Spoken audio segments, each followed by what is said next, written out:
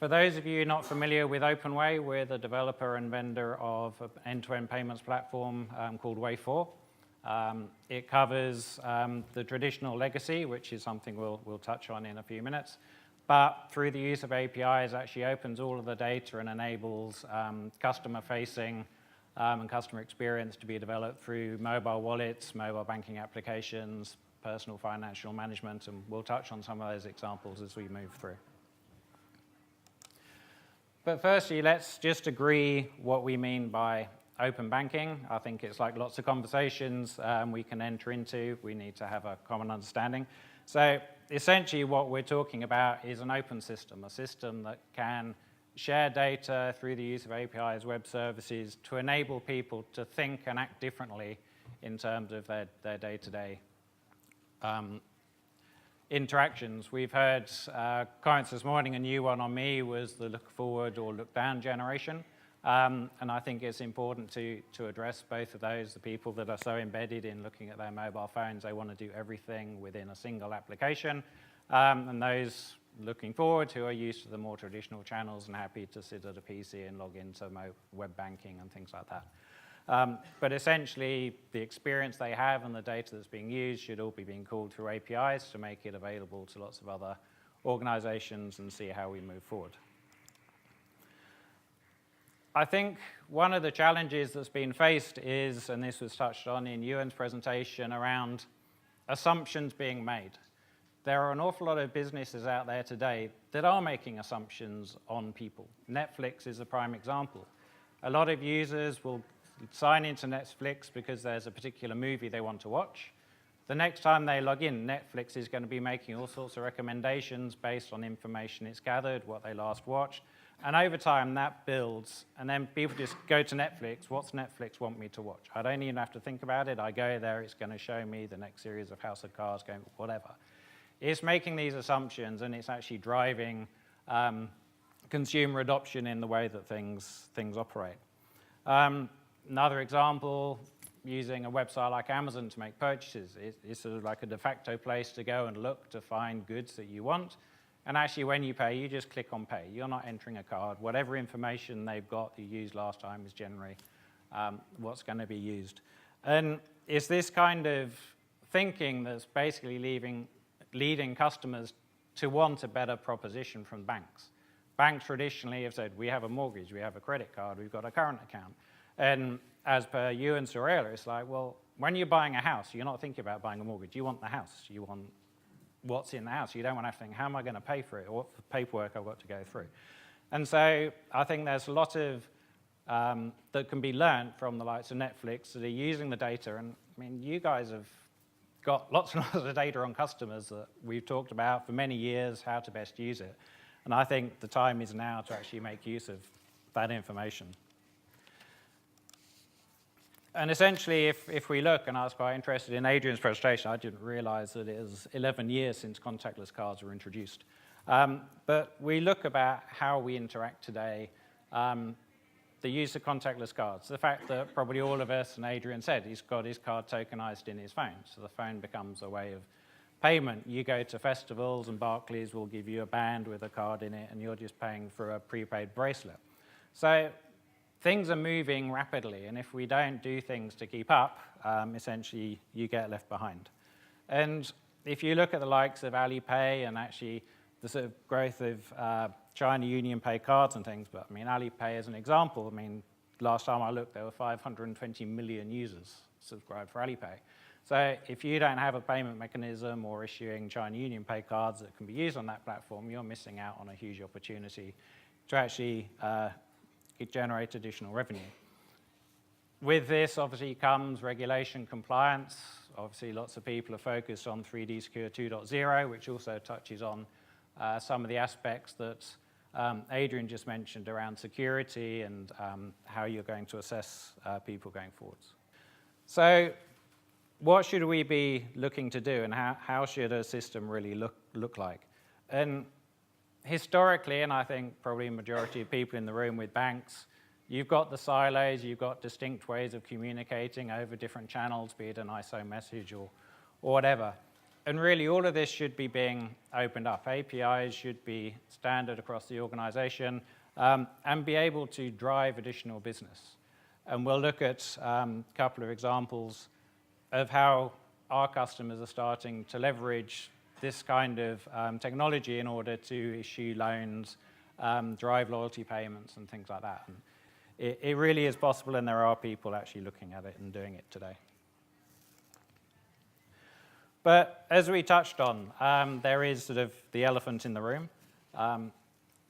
Anyone today, or so the adverts say, can go on and create a really lovely website and make it all mobile friendly and things. I think what's the one, GoDaddy, I think keeps advertising what a great website you can do. So that's shown as easy, and I think it has to be accepted. But the value of that front end comes from what's behind it. And essentially what we're showing here is that needs a lot of the data that's in the legacy system. And some can be adapted, some cannot. So actually you're seeing more and more hybrid systems where the size of banks and the risk of projects not going well just means, well, we'll leave all of that alone and we'll build something totally separate. It's not sustainable. You can't just keep going forward and building totally different systems. So you need to be able to integrate. Obviously, the use of APIs is the most sensible way to do that. Or you get to the point of what is the service that's going to be the saying that the straw that broke the camel's back. At some point, things need to really change. And you have to consider the startups that are there, Monzo, Starling, et cetera. They don't today have this legacy. 10 years' time, maybe they will have this legacy, and there'll be another set of organizations trying to take their place. But it's something that we need to address. But that's all well and good. There needs to be sort of like a drive to change. And the figures from Bloomberg just sort of highlight what value of transactions are at risk if organizations don't change and adapt to the technology and the needs of the customers today. And I think a lot of this is driven by the desire for, say, instant gratification. People want things immediately. You don't want to have to fill in a bit of paper, send it off a week later, get something else back that says, yep, that's great, you'll have a card in a month. If you want a loan, you want it now, right now, to make that purchase and acquire that car, that PC, that new phone, whatever it is that you want to do. So this should be the actual sort of call to action. There's a lot of money at risk that other people will step in and take if you don't actually start looking at changing yourselves. So how do you do this? There's a number of ways. This is an example company formerly known as Fintrax, now called Planet. They started in a very niche segment, providing dynamic currency conversion services, pretty much as a PSP. But using the data and the market that they're in, they've managed to grow their business to be a full-blown acquirer. And their USP is still looking at very much high-end brands. So that's all they want to look at. It's what they're focusing on. It's how they're building their environments to just address the needs of high-end merchants and making sure they support all of the payment mechanisms that people going into those stores are going to want. And that's support of Alipay, support of Union Pay cards, etc. The people that have a lot of wealth and money to spend in these stores. Another way of growing business using APIs and using open systems is with our client Nets. For those of you not familiar, Nets is a large processor in the Nordics, providing services over there. And it's an interesting market. The Nordics is probably the most internet-savvy area, certainly of Europe.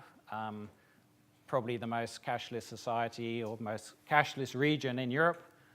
Think in Sweden, they actually had to pass a law to say that someone had the right to access cash because it was really getting to the point where there were going to be no ATMs. So they actually legislated to say people have to be able to access cash.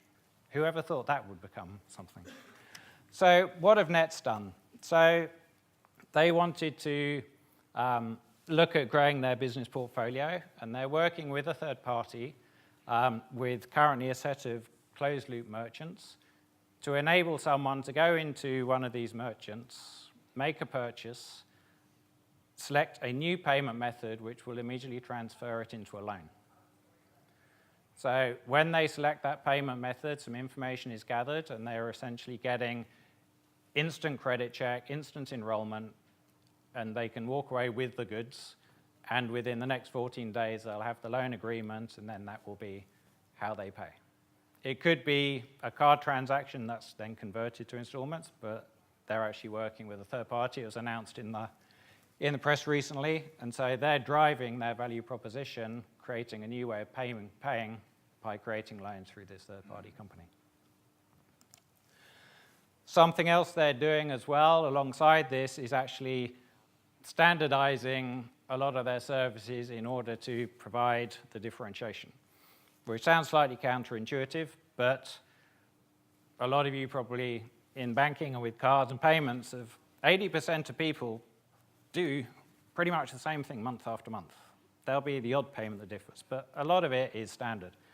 Then you've got the 20% that may be higher net worth or just younger people that are actually transacting completely different month after month, because they'll download an app and buy something on one app, then they'll hear about some other way of paying that meets their needs better, and they'll just change because there isn't the same loyalty to brands and things. So Nets is really looking at standardizing the majority of its services, but having the flexibility, currently sort of 20% of what they're offering, to be unique and be able to drive different propositions.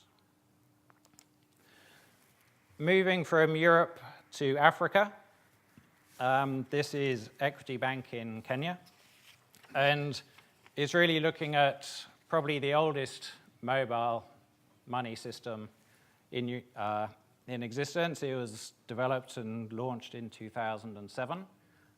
Its name is M-Pesa, M standing for mobile, Pesa being the Swahili word for payment. And it's literally become a way of life in Kenya and in other African countries. They don't have the banking network that I'll say we used to have in the UK, because it seems to be dying quite quickly. So they've done everything through a series of merchants and through the use of mobiles, and it's not all through smartphones, because back in 2007 they certainly didn't have them. So there's various other technologies that's helping them drive that. But due to the support of M-Pesa and the growth of Equity and the desire to make sure they could offer the same services in other countries, they basically standardized on a set of APIs to enable them to actually acquire and work with different mobile systems across Africa. Airtel being a key example, and KenSwitch, National Switch of Kenya, that's helping them actually move and get some of these transactions.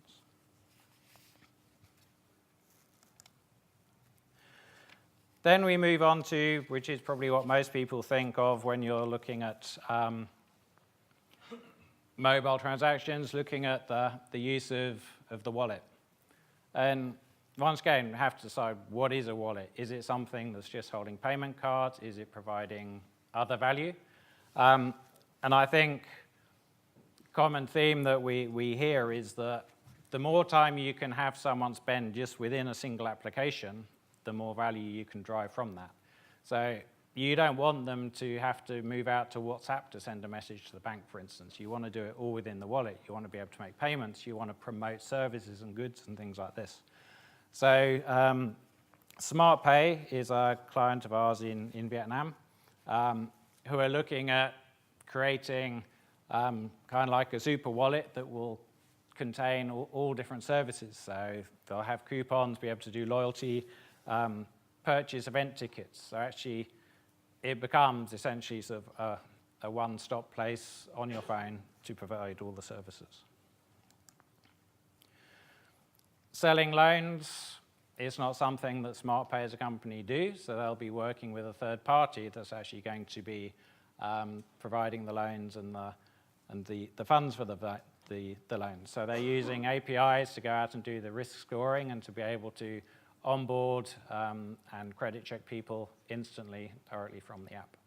And it's what we're starting to see here as well, but a bit like the Nordics being highly cashless, the technology focus in Asia is still something I think that we can learn from going forward. But something I touched on right at the beginning, all of this is really driven by data.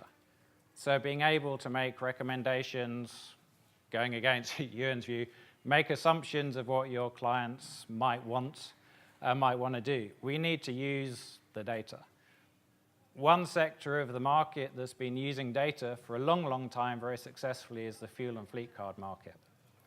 They use level 3 data in the transactions, because it's generally closed loop, that tells them exactly what the person with the card purchased. Obviously, they're there to purchase fuel, but did they buy a can of Coke? Did they buy a sandwich? And if it's a can of Coke, what size was a can of Coke? How many cans of Coke? All of this information they have and they utilize, and for them, it goes into and actually drives how they then charge the company providing the fuel. So they can use different metrics to drive their pricing based on the data they've got. And it's the use of data that is key, and exposing that data through open banking, through APIs, is something that's really going to move the market forward. Adrian mentioned the accounts information service providers. It's probably what most of us have seen. And I think it is a risk for banks. If I've got it, and I've got it on my phone, one account information service provider, I can look all of my accounts in one go. Why do I want to log into? Actually, I've got the NatWest app, First Direct or whoever to see it. I can see it all in one place. So really making that move and learning from the data, I think, is really important. So that's the stories I wanted to share with you. If you'd like to learn more about OpenWay, join the OpenWay Club. We have a booth 26, just from where you came in. Please come and speak to myself and my colleagues. We'd be happy to see you. Thank you very much.